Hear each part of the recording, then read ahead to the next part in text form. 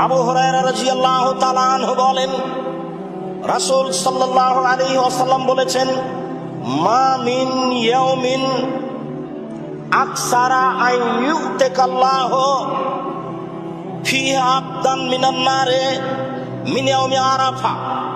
পৃথিবীতে এমন কোনো দিন নাই যে দিন আল্লাহ তাআলা অধিক সংখ্যক মানুষকে জাহান্নাম থেকে মুক্তি দেন।